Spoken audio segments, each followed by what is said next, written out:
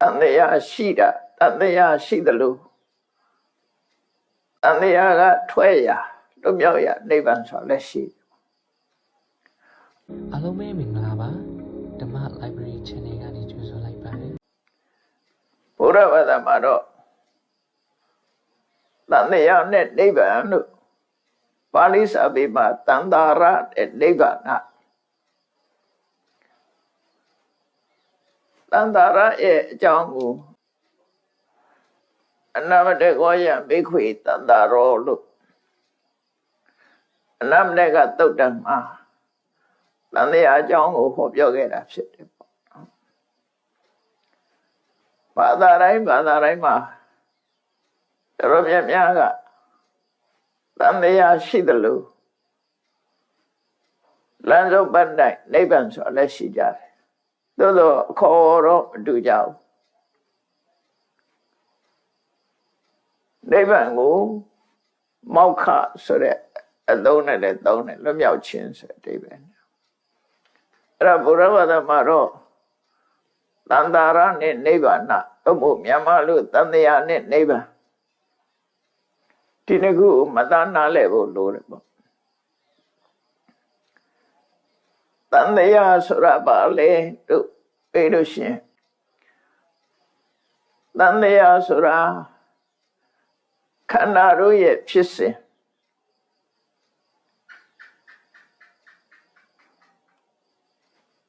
ခန္ဓာကိုပဲကြည့်ချလိုက်တော့အာရဏဓာတ်တို့ရဲ့စင်စမပြတ်တဲ့ဖြစ်စဉ်တစ်ခုကိုတန်တရားလို့ခေါ်တာ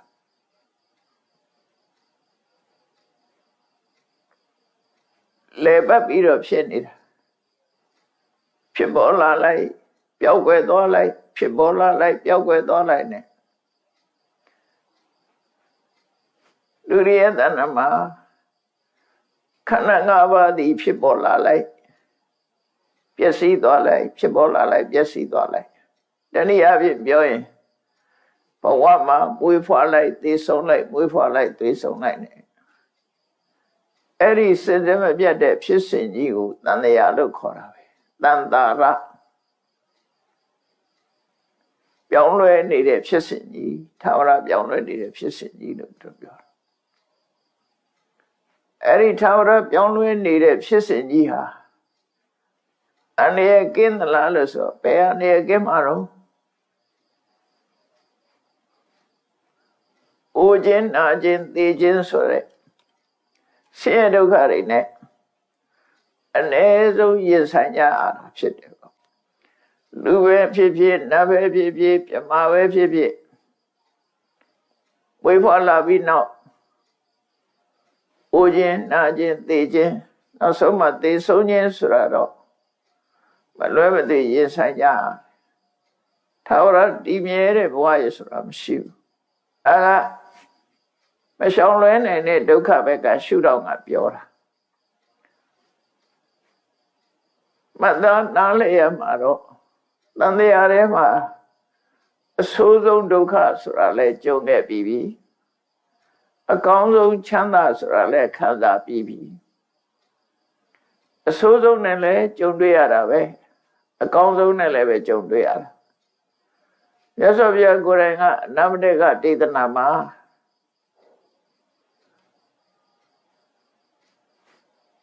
အဆိုးဆုံးကြုံတွေ့နေတဲ့ပုဂ္ဂိုလ်နဲ့ပတ်သက်ပြီးတော့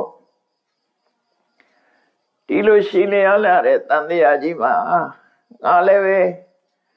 ကြုံတွေ့ပြီးရလို့စဉ်းစားလိုက်ပါချမ်းသာဒုက္ခခံစားနေတဲ့ပုဂ္ဂိုလ်တွေ့ရင်လည်းပဲဒီလိုရှိလျားတဲ့တန်တရားကြီးမှာငါလည်းချမ်းသာဒုက္ခကိုခံစားဘူးတယ်30ဘုံမှာ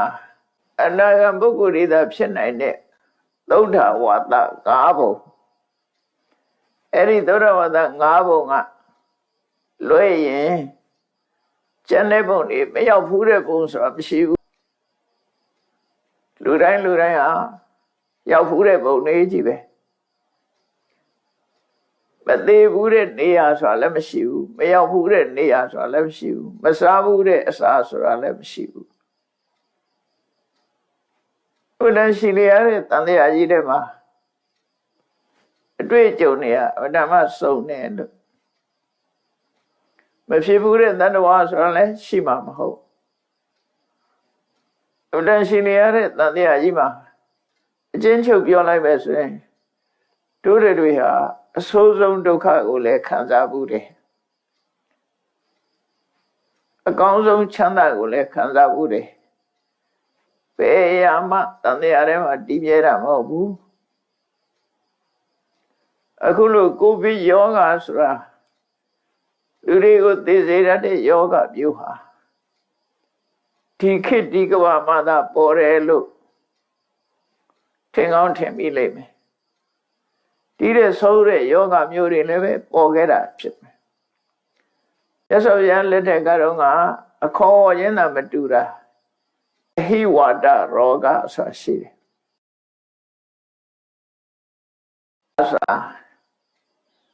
အတိပ္ပယ်ဖွင့်တော့မာရိဗျာတိတဲ့မာရိဗျာတိဆိုတာသိစေတဲ့ယောဂလို့ပြောတာအဲ့ဒီယောဂဆိုရင်အသက်ရှင်တဲ့လူမရှိဘူးကိုယ်ပဲကုသခံရရင်သိဆုံးကြရတယ်ဆိုတာအကုန်လုံးသိတာမဟုတ်အဲ့ဒီအဟိဝတ္တရောဂါဆွဲကပ်သွားရင်တော့အကုန်လုံးသိတာကြီးပဲပလိယောဂတို့လိုအမှန်တန်ဆိုးတဲ့ယောဂမျိုးအဟိဝတ္တရောဂါလို့ခေါ်တာဒါဖျားလက်ထက်ကလည်းကြုံခဲ့တာပဲအဲ့တော့လောကမှာတန်တရားတွေမှာမဖြစ်ဘူးတဲ့ဆင်းရဲဒုက္ခမခံစားဘူးတဲ့ဆင်းရဲဒုက္ခမတွေ့ကြုံဘူးတဲ့ချမ်းသာဒုက္ခဆိုတာမရှိဘူးလို့ဒါကြောင့်လို့ပြောတယ်။အဲ့ဒါရှင်နေရတဲ့တန်တရားတွေမှာအတွေ့အကြုံတွေလည်းစုံလာပြီ။သို့တော့ဘာဖြစ်လို့တရားတွေဟာဒီလောက်စုံတဲ့တန်တရားတွေမှာအချိန်ချင်းကြုံတော့လည်းပဲ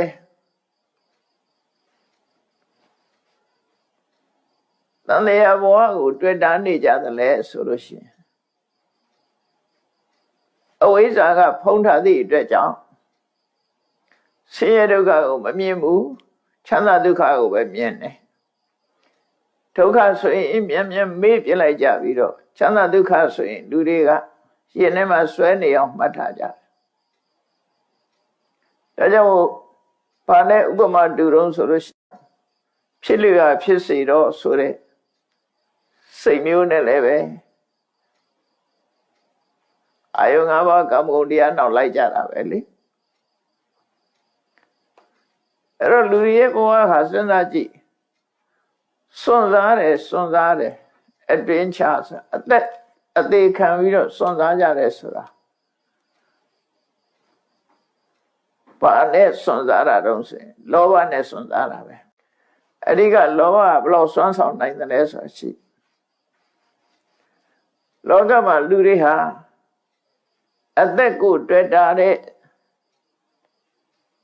တဏှာကိုစီဝိတတာလို့ခေါ်တယ်စီဝိတအာသာအသက်ရှင်လို့တဲ့တဏှာ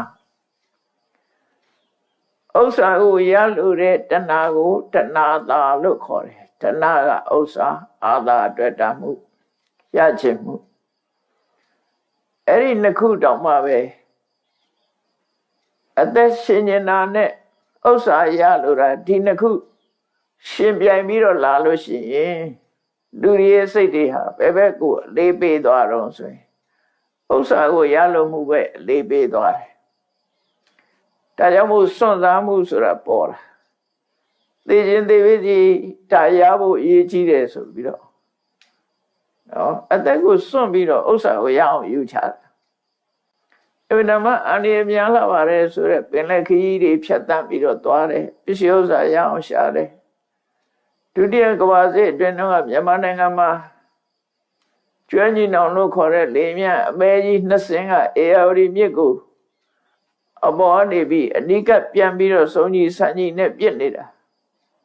အဲ့ဒီကြားထဲမှာကိုပဲမြေကျောမှာ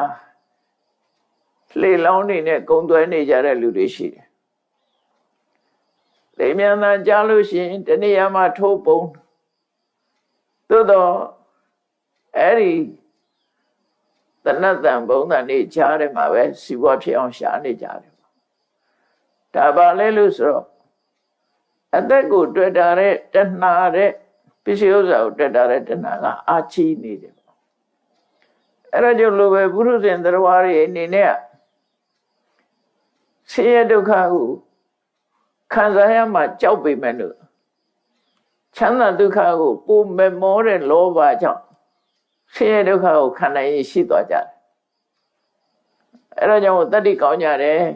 အတွင်ချစွန့်စားကြတယ်ဆိုတာအဲ့ဒါပဲနော်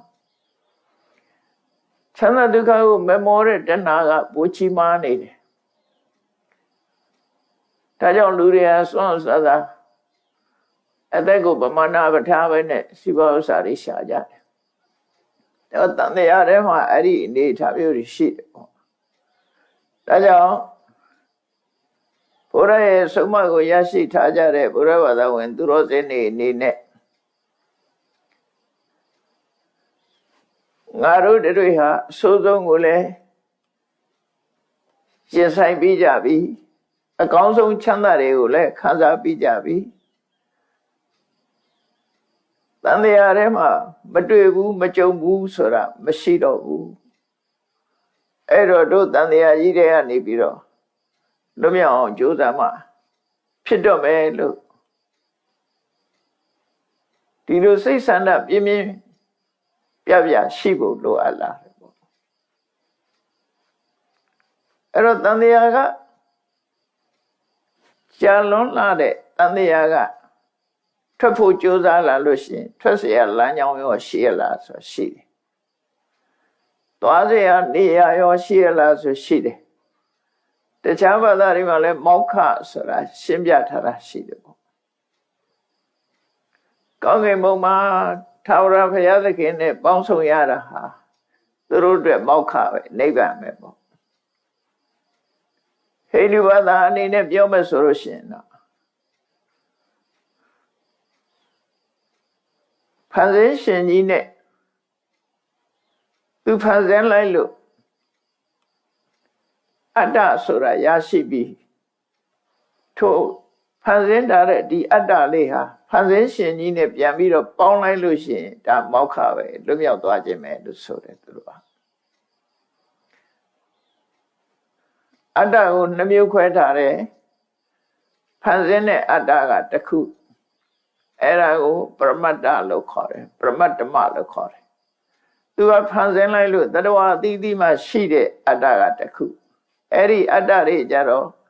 အာတမန်လို့သုံးတယ်ပရတမန်နဲ့အာတမန်အင်္ဂလိပ်လိုတော့ဖန်ဆင်းရှင်ကို University Soul လို့ခေါ်ပြီးတော့ Universal Soul လို့ခေါ်ပြီးတော့ဖန်ဆင်းတဲ့အတ္တတွေကိုတော့ individual soul လို့ခေါ်တယ်အဲ့ဒီ soul နှစ်ခုပြန်ပေါင်းသွားခြင်းဒီပင်လေမောက္ခလို့သူတို့ကယူဆတယ်ပေါ့နော်မောက္ခဖန်ဆင်းရှင်ကြီးကကိုယ့်ကိုဖန်ဆင်းတယ်လို့သိလိုက်တာဒီပင်လေဝိသဉာဏ်နဲ့သူတို့ပြမဆိုတဲ့ဖန်ဆင်းရှင်ကြီးအကြောင်းသိလိုက်လို့ရှိရင်ဝိသဉာဏ်အဲ့ဒီပြမကြီးနဲ့ပြန်ပေါင်းစုံလို့ရှိရင်မောက္ခသူတို့အတွက်နိဗ္ဗာန်ပဲဒါအမျိုးမျိုးကြံစီကြတာပေါ့နော်တန်တရားရဲ့ဆိုးချိုးတွေကိုတော့ကောင်းကျိုးဆိုးချိုးတွေကိုတော့ဘာသာတိုင်းကလက်ခံထားပြီးသားဖြစ်တယ်သို့တော့ထိုတန်တရားကလွတ်မြောက်တဲ့လွတ်မြောက်ပုံလွတ်မြောက်နည်းသတ်မှတ်ချက်ကြတော့ကွဲပြားခြားနာတယ်ရသော်ဘုရားကတော့ဘုရားဘာသာရဲ့ရှင်ကြီးကိုးကွယ်တဲ့မြတ်စွာဘုရားအနေနဲ့ကတော့တန်တရားကထွက်ပေါက်ဆိုတာကိုတွေ့တာမှုကင်းမှတန်တရားကထွက်ပေါက်ရမယ်ဆိုတာဟောပြောထားတာဖြစ်တယ်အဲ့တော့တွေ့တာမှုမရှိဘူးဟာအရေးကြီးဆုံးဖြစ်လို့နိဗ္ဗာန်ဆိုတဲ့စကားလုံးကိုပဲနိဝါဏတွေ့တာမှုကလွတ်မြောက်ခြင်းဆိုတဲ့အဓိပ္ပာယ်နဲ့ပေးထားတာဖြစ်တယ်တန်တရားနဲ့နိဗ္ဗာန်ခန္ဓာ၅ပါးတို့ရဲ့စင်စစ်မပြတ်ဖြစ်နေတာကတန်တရားတွေ့တာမှုကလွတ်မြောက်သွားရဖြစ်တဲ့ အရာကနိဗ္ဗာန်လို့အဲ့တော့အဲ့ဒီနိဗ္ဗာန်ကိုဘာနဲ့သွားမလဲလမ်းစဉ်ရှိဖို့လည်းလိုအပ်တယ်တန်တရားကထွက်ချင်လို့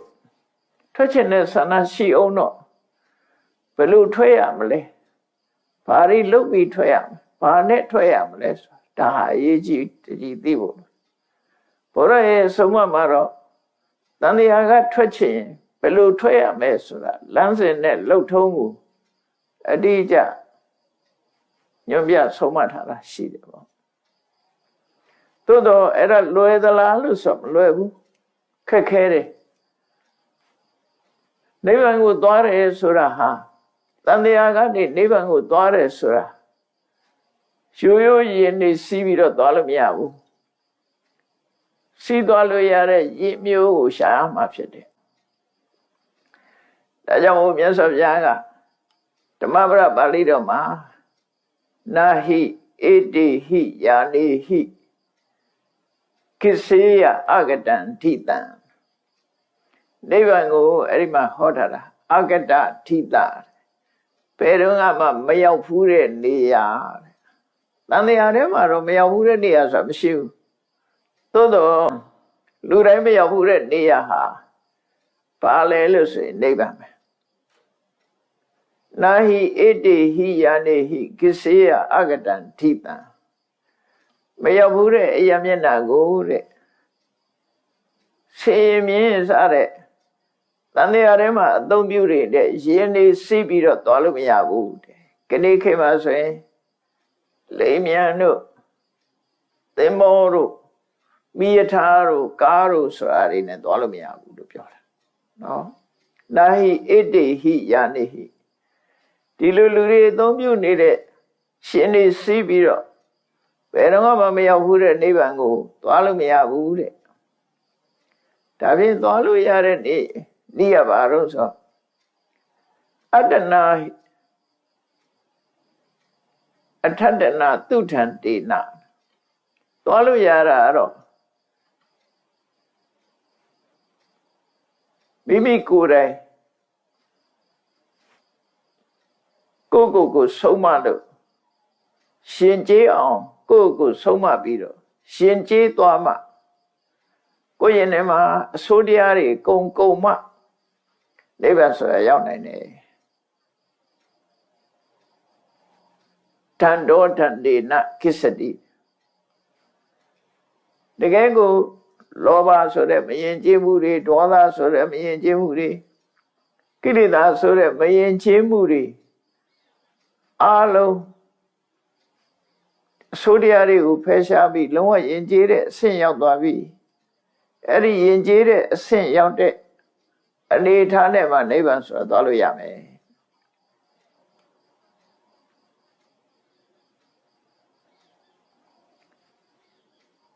အဲ့တော့ဒီလိုသွားလို့ရတယ်ဆိုတော့နိဗ္ဗာန်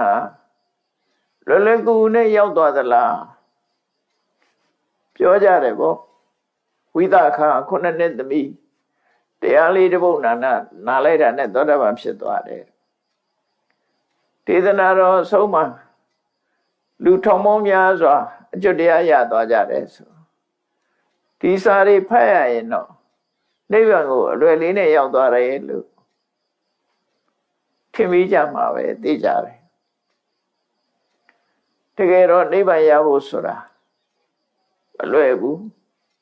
ဝိသခာခုနှစ်နှစ်သမီးနဲ့တရားနာယုံနဲ့သောတာပန်ဖြစ်သွားတယ်ဆိုတာကဘာတသိန်းကြအောင်ပါရမီတွေလုပ်ခဲ့ရတာဖြစ်တယ်ပေါ့ကျင့်ငယ်ကြံငယ်အထုတ်ခဲ့ရတာတွေနော်ကတ္တဝဘုရားလက်ထက်မှာဆိုရင်ကိကိမင်းကြီးရဲ့သမီးတော်ခုနှစ်ဖော်ထဲမှာဝိသခာပါခဲ့တယ်အဲ့တော့ကလည်းကျင့်ကြံကြုတ်ကိုအထုတ်ခဲ့ရတယ်ဘဝမှာကျင့်ကြံကြုတ်ကိုအထုတ်မှုမြောင်များစွာဆောင်ရွက်ပြီးတော့မှကဘာတသိန်းဆိုတာနဲတာမဟုတ်ကဘာတသိန်းဆိုတာဘဝတသိန်းကိုပြောတာမဟုတ်ဘူးဘဝဟာခရေချီတန်းချီမကအများကြီးဘဝပေါင်းများစွာရည်နှီးပြီးတော့မှနိဗ္ဗာန်ရလို့အလွယ်တကူနဲ့ရတာမဟုတ်ဘူးလို့သူဆိုရမယ် မြတ်စွာဘုရားတိတိလင်းလင်းဟောထားတာရှိတယ်နာယိတံတိထိလမာရဗ္ဗနာယိတံအပိနထာမတာနိဗ္ဗာနမထိကန္တဗံသဗ္ဗဒုက္ခပမောစနသဗ္ဗဒုက္ခပမောစနဒုက္ခအလုံးကလွတ်မြောက်သွားတဲ့နိဗ္ဗာန်ဆိုတာရဖို့အတွက်တဲ့နာယိတံတိထိလမာရဗ္ဗတင်းတင်းကျင်းကျင်းမဟုတ်ပဲနဲ့ပေါ်ပေါ်ရောရောအလုံးလုံးယုံနဲ့မရောက်နိုင်ဘူးတဲ့ပေါ်ပေါ်လောလောဝိရိယမျိုးနဲ့မရောက်ဘူးတဲ့နာယိတံအပိနထာမတာစွန့်ရည်တတိအနည်းငယ်လေးနဲ့လည်းနိဗ္ဗာန်မရောက်နိုင်ဘူးစွန့်ရည်တတိအပြည့်အဝနဲ့မှနိဗ္ဗာန်ရောက်နိုင်တယ်နာယိတံတိထိလမာရဗ္ဗတော်စောရောစွာပေါ်ပေါ်ရောနေထိုင်ုံနဲ့နိဗ္ဗာန်ဆိုတာမရဘူးအပိနဓမ္မတာစွန့်ရည်တတိနည်းနည်းလေးနဲ့လည်းနိဗ္ဗာန်ဆိုတာမရောက်ဘူးတဲ့အဲ့ဒီနိဗ္ဗာန်ရောက်မှဒုက္ခခတ်သိမ်းကလွတ်မြောက်မှာဖြစ်တယ်မြတ်စွာဘုရားအဲ့ဒါလို့ဟောထားတာအဲ့လိုဟောထားတော့နိဗ္ဗာန်ကိုလွယ်ကူနဲ့ရောက်တယ်ဆိုတာမဟုတ်ဘူးဘုရားမကြိုးစားရမယ်တန်တရားဆိုတာကရေစုံခရီးနဲ့တူတယ်နိဗ္ဗာန်ဆိုတာရေဆန်ခရီးပဲဖြစ်တယ်အစုံနဲ့အဆန်ဆိုတာဟာအဆန်ဟာကျိုးကအထုတ်ကြရတာအစုံဆိုတာတော့အသာလေးမျောချရုံနဲ့ပဲလျှောက်သွားတာဖြစ်တယ်ကျိုးကအထုတ်เสียမလို့ဘူးလို့အဲ့တော့တန်တရားနဲ့နိဗ္ဗာန်ဆိုတန်တရားထဲမှာခန္ဓာတွေဟာစစမပြတ်ဖြစ်တယ်ပြောင်းပြန်ကြည့်လိုက်မဲ့ဆိုရင်နိဗ္ဗာန်မှာခန္ဓာတွေဖြစ်ဖို့မရှိတော့ဘူးတန်တရားထဲမှာအဖြစ်ရှိတယ်နိဗ္ဗာန်မှာအဖြစ်မရှိဘူးတန်တရားမှာခန္ဓာရှိတယ်နိဗ္ဗာန်မှာခန္ဓာမရှိဘူးအဲ့တော့ဒီလိုခက်ခဲတဲ့နိဗ္ဗာန်ကိုသွားဖို့ဆိုတဲ့နေရာမှာမြတ်စွာဘုရားကမဂ္ဂင်၈ပါးအကျင့်တရားဆိုတဲ့လမ်းစဉ်ကိုချမှတ်ပြီးတော့ပေးထားခဲ့တာဒါသွားရင်ဘာနဲ့သွားရမလဲဒါနဲ့သွားရဒါကြောင့်မလို့မက္ခဆိုတဲ့စကားလုံးကိုအသုံးပြုခဲ့တာအရိယောအထင်ကြီးကောမက္ခောတပည့်စကြထဲမှာမြတ်စွာဘုရားဟောတဲ့အယံခောတဘိက္ခွေမစ္စည်းမပฏิပဒါတထာဂတိနအဖိတံဗုဒ္ဓအဲ့မှာမဂ္ဂင်၈ပါးအကျင့်တရားကိုဟောထားရတာဖြစ်တယ်အဲ့ဒါနိဗ္ဗာန်သွားဖို့လမ်းကြောင်းပေးခဲ့တာအဲ့တော့မဂ္ဂင်၈ပါးဆိုတာအကျဉ်းအပြင်ပြောမယ်ဆိုလို့ရှိရင်သီလရဲ့သမာဓိရဲ့ပညာရဲ့ဒီသုံးခုပဲဖြစ်တယ်သီလနဲ့သမာဓိကပညာကိုအထောက်အကူဖြစ်ဖို့ရာအခြေခံနေဖြစ်တယ်အဓိကကတော့နိဗ္ဗာန်ကိုသွားဖို့ရာအတွက်ပညာကိုအဆင့်မြင့်ယူရမှာပဲဖြစ်တယ်အဲ့ဒါကိုဝိပဿနာလုပ်ငန်းစဉ်နဲ့ပြောမယ်ဆိုလို့ရှိရင်စင်ကြယ်မှု9ဆင့်လူရဲ့စိတ်ဟာလူရဲ့တဏ္ဍာမှာဖြစ်တဲ့ပညာဟာလုံးဝစင်ကြယ်သောမှအဆင့်မြင့်ဆုံးပညာရောက်မှနိဗ္ဗာန်ဆိုတာကိုတွေ့နိုင်မှာပတိရိယပူရုဘာတို့ဆိုတာတွေဟာပဂရိမျက်လုံးနဲ့ကြည့်လို့မမြင်ရဘူးမိုက်ခရိုစကိုပ်တို့လိုအင်အားကြီးတဲ့မမ်ဘလူးနဲ့ကြည့်မှသာလဲမြင်နိုင်တယ်လို့ပဲအဲ့တော့နိဗ္ဗာန်ကိုတာမန်ပညာမျိုးနဲ့မမြင်နိုင်ဘူးဒါကြောင့်မို့လို့အကောင်းဆုံးအမြင့်ဆုံးအဆင့်ရအောင်အတန်းစင်ဆုံးပညာရအောင်ကျိုးပန်းအထောက်တာအဲ့တော့ဒီလိုမိမိရဲ့ပညာကိုအဆင့်မြင့်ဖို့ရအတွက်မြတ်စွာဘုရားကလမ်းစဉ်9ရပ်ချမှတ်ပေးထားတယ်မဂ္ဂင်၈ပါးဆိုတဲ့လမ်းစဉ်မဂ္ဂင်၈ပါးကအလုံးသိကြတဲ့အတိုင်းပဲအမှန်မြင်ခြင်းကစထားတဲ့မဂ္ဂင်၈ပါး အဲ့ဒီမေခင်၈ပါးကိုမက္ခဆိုတဲ့နာမည်ဘာကြောင့်သုံးထားတယ်လဲဆိုရင်နိဗ္ဗာန်တ္ထိကေဟိမက္ခိယတိတိမေခောနိဗ္ဗာန်လိုချင်တဲ့ပုဂ္ဂိုလ်တွေဒါကိုရှာရမယ်နိဗ္ဗာန်သွားခြင်းလို့ရှိရင်တခြားမလုံးနဲ့ဒီတမ္မာဒိဋ္ဌိစတဲ့အရင်ချင်းတွေကိုရအောင်လုပ်ရမယ်လို့ဆိုလို့တယ်အဲ့ဒီအရင်ချင်းတွေနဲ့မှနိဗ္ဗာန်ကိုသွားလို့ရမက္ခိယတိနိဗ္ဗာန်တ္ထိကေဟိမက္ခိယတိကဝေတိယတိတိမေခောနိဗ္ဗာန်လိုချင်တဲ့ပုဂ္ဂိုလ်တွေရှာရမယ်တရားလို့သူတို့ဆိုလို့တယ်ဟုတ်ပြီနိဗ္ဗာန်လိုချင်လို့ကိုရှာရမှာနိဗ္ဗာန်ကိုမရှာဘဲနဲ့နိဗ္ဗာန်ရဲ့အကြောင်းတရားကိုပဲရှာတယ်အတိပ္ပယ်အဲ့လိုဖြစ်တယ်နိဗ္ဗာန်ရကျင်ရင်မဂ္ဂင်၈ပါးအကျင့်တရားကိုရှာရဲဆိုတာကျင့်သုံးတာပေါ့ဒါဖြင့်ဟုတ်ပြီနိဗ္ဗာန်ရခြင်းလို့မဂ္ဂင်၈ပါးရှာတယ်ဆိုရင်မဂ္ဂင်၈ပါးတွေ့တော့နိဗ္ဗာန်ကိုဘယ်သူကရှာဖွေပေးမှာတော့ဆိုသူတို့ကပဲရှာပေးမှာ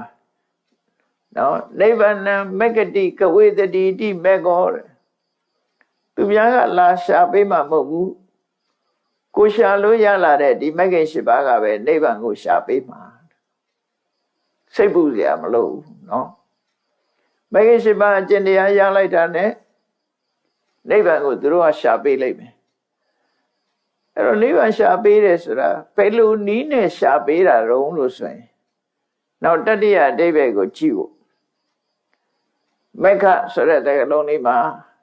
မရဲ့ခရဲ့နှစ်ခုရှိတယ်မကမာရဆိုတဲ့အဓိပ္ပာယ်နဲ့ခကသွားရောက်ခြင်းဆိုတဲ့အဓိပ္ပာယ်ကိလေသေမာရင်တော်နိဗ္ဗာန်ခိစ္စတိတိမေခောမဆိုတာကိလေသာတွေကိုဖျက်ဆီးလိုက်တယ်ဖယ်ရှားလိုက်တယ်ခကနိဗ္ဗာန်ကိုပို့ဆောင်ပေးတယ်ဒီမဂ္ဂင်၈ပါးကပဲတစ်ဖက်ကကိလေသာတွေကိုဖျက်ဆီးပြပြီးတော့တစ်ဖက်ကနိဗ္ဗာန်ကိုပို့ပေးလိုက်တယ်တော့ဘုရားရဲ့ဟောကြားတဲ့တန်တရားနဲ့နိဗ္ဗာန်ဤစနစ်ကအမှန်တမ်းစနစ်ကြနိဗ္ဗာန်သွားခြင်းနဲ့ဆိုလို့ရှိရင်သွားလို့ရအောင်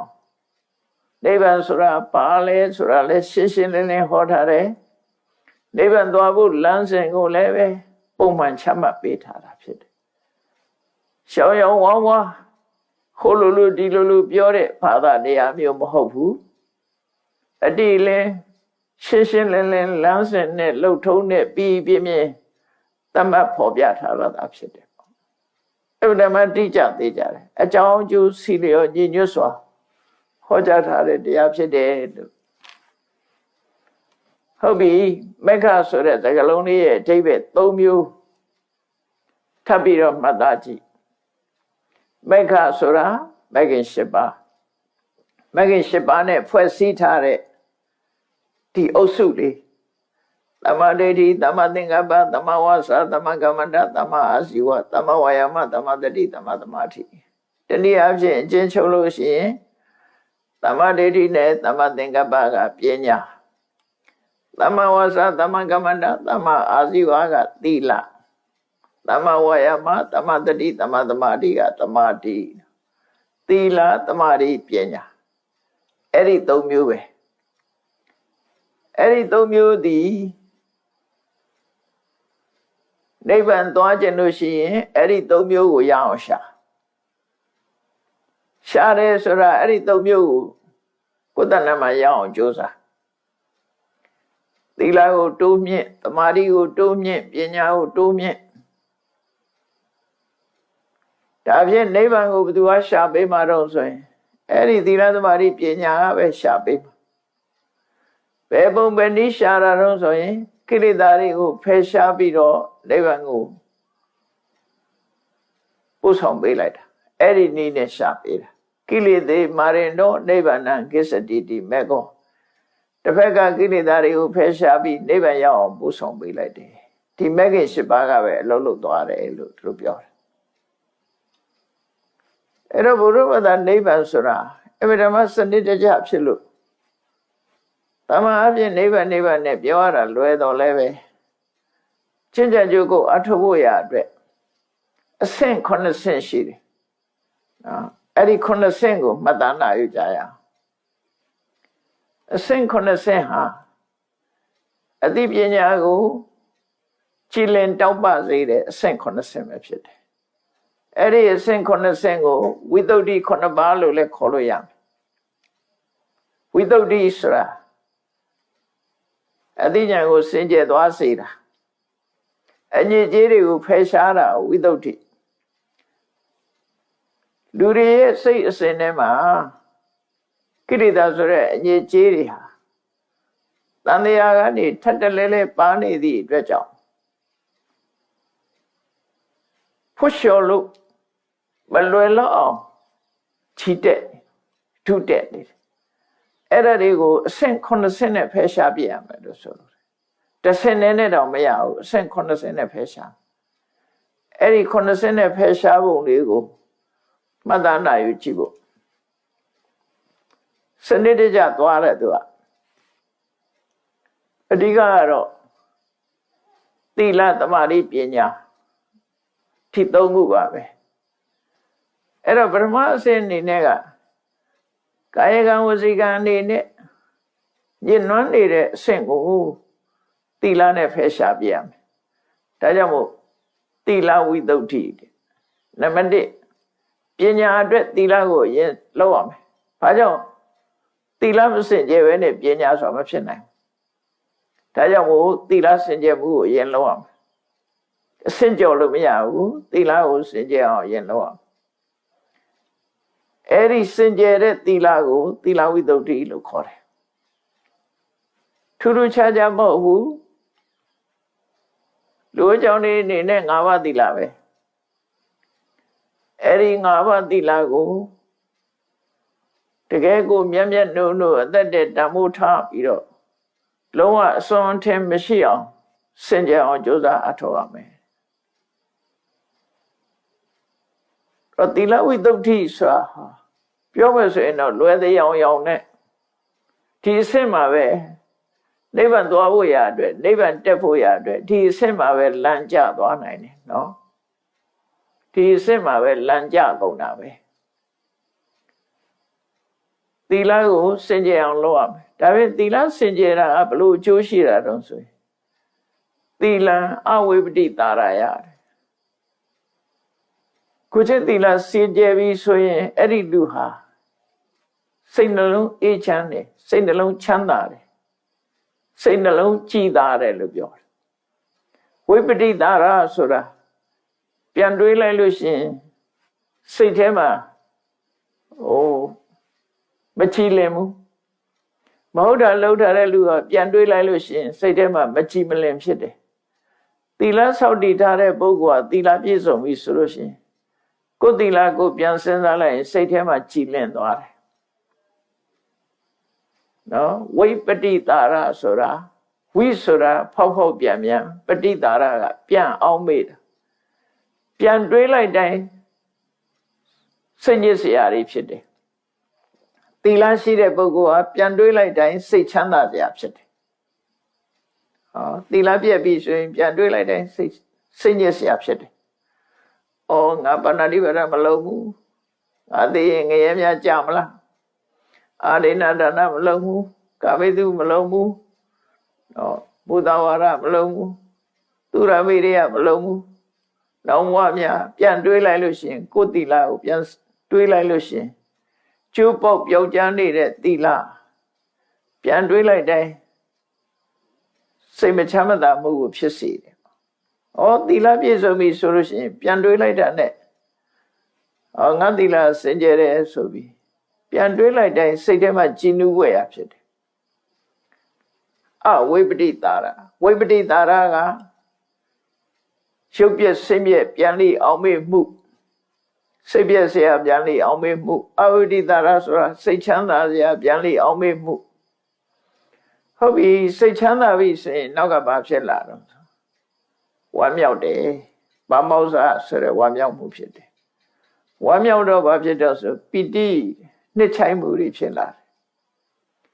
ပီတိဖြစ်တော့ဘာဖြစ်တော့ဆိုရင်ပတ္တတိကိုယ်ရောစိတ်ရောငြိမ်းချမ်းသွားအေးချမ်းတယ်ကို ကိုယ်ရောစိတ်ရောငြိမ်းချမ်းနေတယ်ပတ္တိဘာဖြစ်တုံဆိုပတ္တိဖြစ်တော့ဘာဖြစ်တုံဆိုဒုက္ခစိတ်ချမ်းသာမှုကိုခံစားရတယ်စိတ်ချမ်းသာတော့ဘာဖြစ်လဲဆိုရင်ဒုက္ခိနောစိတ်တံသမာဓိယတိစိတ်ချမ်းသာတဲ့ပုဂ္ဂိုလ်ရဲ့ချမ်းသာတဲ့ပုဂ္ဂိုလ်ရဲ့စိတ်ဟာတည်ငြိမ်နေတဲ့မချမ်းသာတဲ့ပုဂ္ဂိုလ်ရဲ့စိတ်ကလှုပ်ရှားရင်ရိုက်နေတယ်ချမ်းသာတဲ့ပုဂ္ဂိုလ်ရဲ့စိတ်ကတည်ငြိမ်နေအဲ့တော့သီလကသမာဓိကိုအကျိုးပြုလိုက်တာအဲ့တော့နိဗ္ဗာန်သွားခြင်းအဲ့ဒီလမ်းကြောင်းအစသီလဒါနိဗ္ဗာန်သွားခြင်းလို့ရှိရင်သီလဝိတ္တုဆိုတဲ့ပထမအဆင့်ကစလိုက်တယ်အဲ့တော့သီလဝိတ္တုကနိဗ္ဗာန်ကိုပို့ပေးလာလို့ဆိုပို့ပေးနိုင်မှု तू ကဘယ်ကိုပို့ပေးတာတော့ဆိုသမာဓိစီကိုပဲပို့ပေးတယ်အဆင့်ဆင့်သွားတာ तू ကအဆင့်ဆင့်သွားတာနိဗ္ဗာန်ရောက်ဖို့အဆင့်ပေါင်းအများကြီးသွားရမယ်အနည်းဆုံး9ဆင့်ပြထားတယ်ဒီမှာအဲ့တော့သီလဝိတ္တုနဲ့စိတ်တည်ငြိမ်မှုကိုရစေတယ်ဟုတ်ပြီစိတ်တည်ငြိမ်သွားတယ်တမာတိတွေဖြစ်လာတယ်ဆိုအဲ့ဒီတမာတိနဲ့တခါအရှိန်ဟုန်တိုးမြင့်လိုက်တဲ့အခါစိတ်တဝိတ္တုဆိုတာစိတ်စင်ကြယ်မှုဆိုတာတမာတိကိုပြောတာတမာတိက2မျိုးရှိတယ်သမထကျင့်စဉ်ကျင့်လို့ရတဲ့တမာတိနဲ့ဝိပဿနာတက်သွားတဲ့တမာတိ3ခုမှတ်သားရမယ်ခဏိကတမာတိဥပ္ပစာရတမာတိအပ္ပနာတမာတိဝိပဿနာယာနိကပုဂ္ဂိုလ်တွေအနေနဲ့ဝိပဿနာတရားကိုတိုက်ရိုက်အားထုတ်လို့ရှိရင်ခဏိကတမာတိနဲ့သွားတယ်ဒါစိတ်တဝိတ္တုပဲခဏိကတမာတိအဲ့ဒီလိုမဟုတ်ဘဲနဲ့သမထကိုအရင်ကျင့်ပြီးတော့မှတမာတိထူတော်မှဝိပဿနာသွားမယ်ဆိုတဲ့ပုဂ္ဂိုလ်တွေအတွက်စံကျင့်စဉ်အတိုင်းပဲအာနာပါနကိုရှုပြီးတော့ဥစ္စာရတမာတိအပ္ပနာတမာတိအပ္ပနာတမာတိဆိုတဲ့ဇံရတဲ့အဆင့်မရောက်ဘူးဆိုရင်ဥစ္စာရတမာတိစံနာကတ်သွားတဲ့တမာတိစံမရဘူးဆိုရင်ဥစ္စာရတမာတိစံရလို့ရှိရင်အပ္ပနာတမာတိအပ္ပနာတမာတိကပို့ပြီးတော့တည်ငြိမ်နေဆွေမြဲတယ်ဥစ္စာရတမာတိဆိုတာ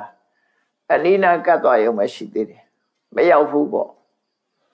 အဲ့ဒီနှစ်ခုအထုတ်ပြီးတော့ဝိပဿနာကိုခုလို့ရတယ်ဥစ္စာရတမာတိအပ္ပနာတမာတိရှိလို့ရှိရင်စိတ်တဝိတ္တုဖြစ်သွားတယ်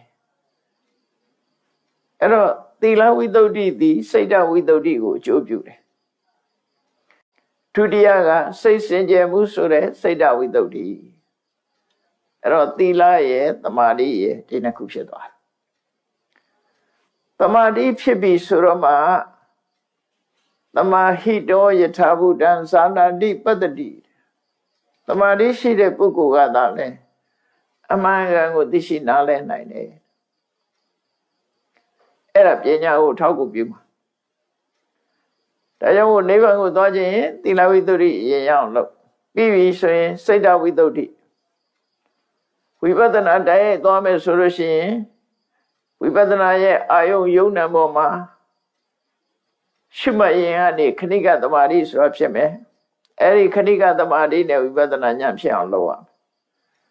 မယ်သမထကိုအထုတ်ပြီးတော့မှဝိပဿနာသွားတဲ့ပုဂ္ဂိုလ်ကြတော့ဥစ္စာရသမာဓိသို့မဟုတ်အပ္ပနာသမာဓိအဆင့်ရောက်ပြီးဆိုတော့မှဝိပဿနာကုပြီးတော့အထုတ်တယ်အဲ့တော့ဒီဝိတ္တု9ပါးဆိုတာအခုသီလဝိတ္တုစိတ်တဝိတ္တုဒီနှစ်ခုသည်ပညာရဲ့မူလဖြစ်တယ်နော်ပညာရဲ့အရင်အမြစ်ဖြစ်တယ်အကယ်၍သူတို့မပါဘူးဆိုရင်ပညာဟာအမြစ်ပြတ်နေတယ်လို့ဖြစ်မှာရှေးသောမြစ်ပြတ်နေတဲ့သစ်ပင်တစ်ခုဟာစီပင်နိုင်ခြင်းရှိမှာမဟုတ်ဘူးအဲ့ဒါကြောင့်မို့လို့ဝိပဿနာပညာရင့်တန်စေဖို့အတွက်ဒီအမြစ်ရှင်သန်နေဖို့လိုအပ်တယ်သီလဝိတ္တုစိတ်တဝိတ္တုသည်ပညာမူလလို့ခေါ်တယ်ပ ညာရဲ့အမြင့်နှစ်ခုအဲ့ဒီအမြင့်နှစ်ခုကိုရှင်းသအောင်ကြိုးစားပြီးတဲ့အခါကျတော့ပညာတရိရဆိုတဲ့ကိုယ်ထီက၅ခုရှိတယ်အလုံးပေါင်းတော့ဝိသုဒ္ဓိ9ပါးလို့ခေါ်တာကိုယ်ထီ၅မျိုးပညာကိုပဲခေါ်တာဒါတွေကပညာကိုပဲအဆင့်50တခါထပ်လို့အောင်ပညာမရခင်သီလနဲ့စိတ်ဓာတ်ဆိုတဲ့သီလဝိသုဒ္ဓိနဲ့စိတ်ဓာတ်ဝိသုဒ္ဓိကပညာမဟုတ်ဘူးသီလနဲ့သမာဓိနှစ်ခုအဲ့တော့ပညာကြတော့ဒိဋ္ဌိဝိသုဒ္ဓိကင်္ခဝိတရဏဝိသုဒ္ဓိမေဃညာနာဝိသုဒ္ဓိပฏิဝရညာနာဒသနာဝိသုဒ္ဓိညာနာဒသနာဝိသုဒ္ဓိလို့အဆင့်50တခါထပ်ပြန်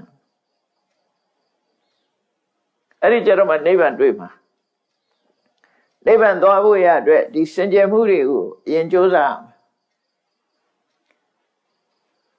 လောကမှာရှိတဲ့တရားဝါတွေဟာသီလဝိသုဒ္ဓိအဆင့်နေမယ်နိဗ္ဗာန်ရောက်ဖို့အဝေးကြီးသီလဝိသုဒ္ဓိအဆင့်မှာတည်းမဲ့လမ်းကြကုန်ကြတယ်ဖျားပွင့်တဲ့အိန္ဒိယနိုင်ငံပဲကြည့်လိုက်သီလနဲ့မိမိရဲ့အသိဉာဏ်ကိုဆေးကြောရမယ်ဆိုတာကိုမသိတော့ဘူး။ဘာနဲ့ဆေးကြောနေကြတော့ဆိုရင်ရှည်နဲ့ဆေးကြောတာဥရကသုတ်တိတဲ့အိန္ဒိယနိုင်ငံမှာခဏထီနော်လူတန်ပေါင်းများစွာဆောင်းရသည်မှာဆိုရေချိုးစင်းကြတာကြားဖို့ရလိမ့်မယ်နော်အဲ့ဒါဘာလှုပ်ထားတော့ဆိုရင်တနှစ်တာမကောင်းမှုလှုပ်ထားတာတွေကိုကုန်ရှည်ချိုးလိုက်လို့ရှင်အဲ့ဒီအကုသိုလ်တွေအကုန်လုံးစင်ကြယ်သွားတယ်ဆိုတဲ့ယုံကြည်ချက်နဲ့လုပ်နေတာအဲ့ဒီကလေးကသီလဝိသုဒ္ဓိအဆင့်မှာတည်းပဲနိဗ္ဗာန်ရောက်ဖို့လမ်းချော်သွားပြီအဲ့ဒီအဆင့်မှာပဲလမ်းချော်နေကြတာနော်တခြားဘာသာတွေမှာအဲ့ဒီအဆင့်နဲ့တင်သွားရောရှေ့မတက်နိုင်တော့ဘုရားဘာသာမှာနိဗ္ဗာန်တွေ့ဖို့ဆိုတာအဆင့်9ဆင့်ပေးထားတာအဲ့ဒီနံပါတ်1သီလဝိသုဒ္ဓိအဆင့်မှာတည်းပဲသီလနဲ့ဆေးကြောရမယ်ဆိုတာမသိပဲနဲ့ရှည်နဲ့ဆေးကြောတန့်စင်မှုကိုပြုလုပ်ကြတယ်ဒါမို့အိန္ဒိယနိုင်ငံမှာခင်းကမြစ်ထဲသွားပြီးတော့ရေချိုးကြတာဆောင်းရသည်မှာဆိုရင်သူတို့နှက်ခတ်နဲ့အလိုက်ရေချိုးကြတယ်ဖက်ကုဏီနှက်ခတ်တပေါင်းလာရသည်မှာဖက်ကုဏီနှက်ခတ်ထွက်တဲ့အချိန်မှာတန့်စင်လိုက်လို့ရှိရင်တနစ်တာလှုပ်ထားတဲ့မကောင်းမှုအကုသိုလ်တွေကိုဆေးကြောပလိုက်တာရေချိုးလိုက်ရလို့ရှိရင်ကိုလုပ်ခဲ့တဲ့မကောင်းမှုအကုသိုလ်တွေစင်ကြယ်သွားတယ်မြတ်စွာဘုရားလက်ထက်မှာရောအခုခေတ်မှာရောစင်ကြယ်ရေးလမ်းစဉ်တွေက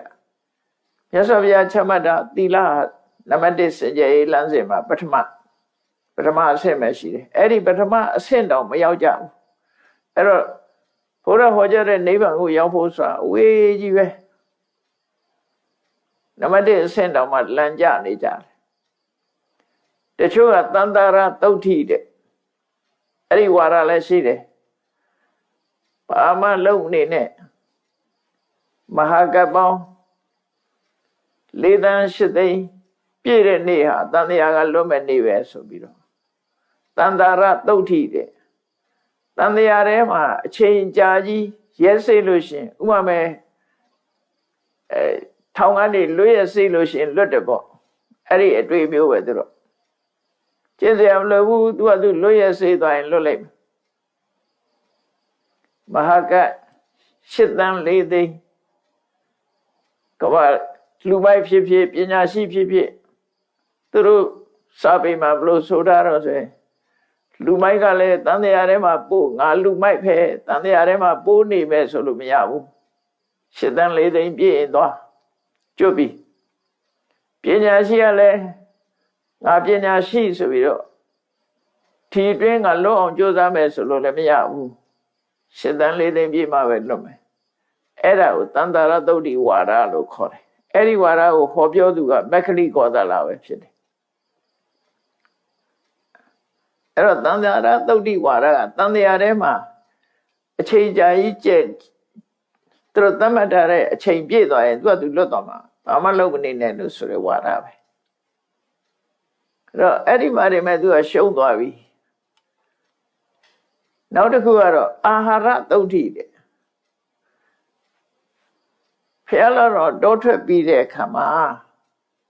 အစာအာဟာရတွေကိုနည်းနည်းစားပြီးတော့အစာဖြတ်ပြီးတော့ကျင့်မှုကြိုးစားခဲ့သေးတာလေအဲ့ဒါဘာလို့ကြိုးစားတာတော့ဆိုရင်အစာဖြတ်ခြင်းအပြင်လည်းပဲစင်ကြယ်နိုင်တယ်ဆိုတဲ့အယူဆအရကြိုးစားတာအဲ့ဒါကိုအာဟာရသုတ်တိလို့ခေါ်တယ်အာဟာရဖြင့်တန်တရားဝကလွတ်နိုင်တယ်ဆိုတဲ့အကျင့်ပဲအာဟာရဖြင့်စင်ကြယ်စေနိုင်တယ်ဗမာပြည်မှာလည်းပဲဘုရားဟောတာတော့မဟုတ်ဘူးမိလွတ်စားတယ်ဆိုပြီးတော့စားနေတဲ့လူတွေလည်းရှိတာမိလွတ်စားတယ်မိလွတ်စားတယ်ဆိုတာအသီးတွေပဲစားတယ်ပေါ့နော်အဲ့ဒါနဲ့တန်တရားဝကလွတ်တယ်လို့ရှုဆရင်တော့ဒါမှန်ကန်မှုရှိမှာမဟုတ်ဘူးသီလထဲမှာလည်းမပါဘူးနော်မှန်ကန်မှုမရှိနိုင်တချို့လည်းတတ်လို့စားပြီးတော့ကျင့်တယ်ဒါအာဟာရနဲ့ပတ်သက်ပြီးတော့တတ်လို့စားရင်နိဗ္ဗာန်ရတယ်ဆိုပြီးတော့ထင်ပြီးတော့ကျင့်မယ်ဆိုလို့ရှိရင်လေဒါလည်းမှန်ကန်မှုမရှိဘူးအာဟာရသုတ်တိဆို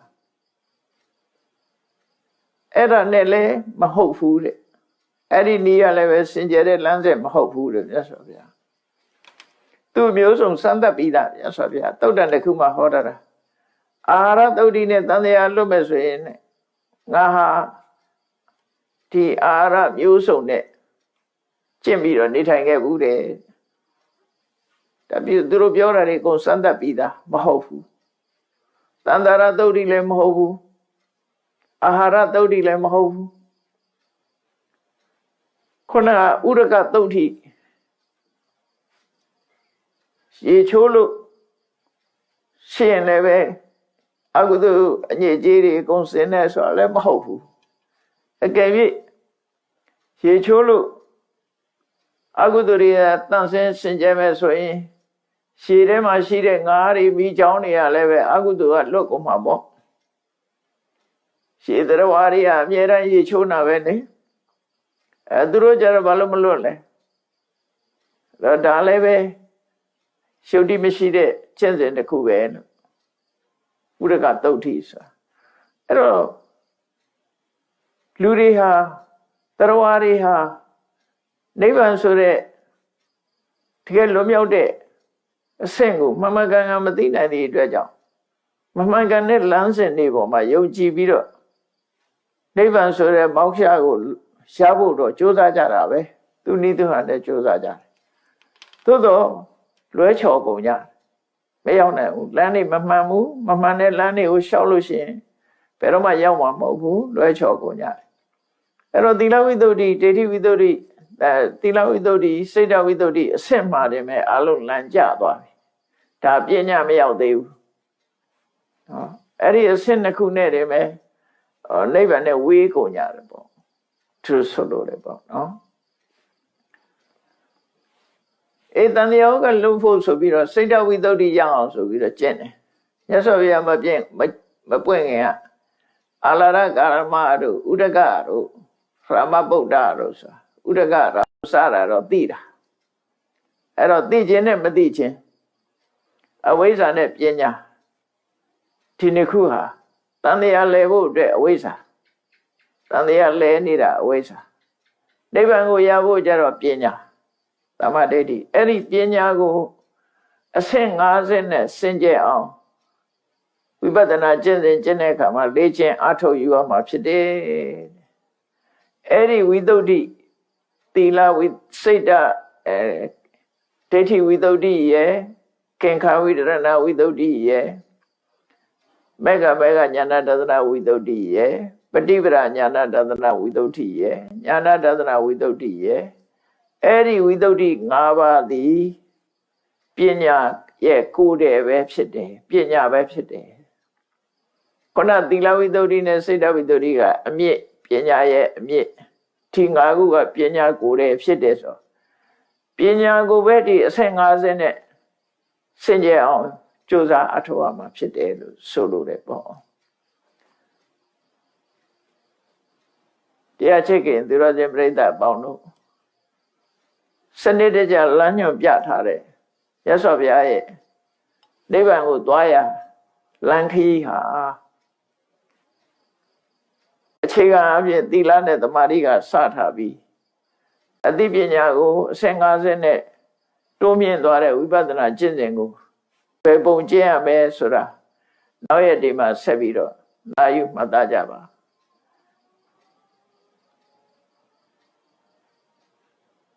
ဘုရားဟောကြားတဲ့ဒီကျင့်စဉ်အတိုင်း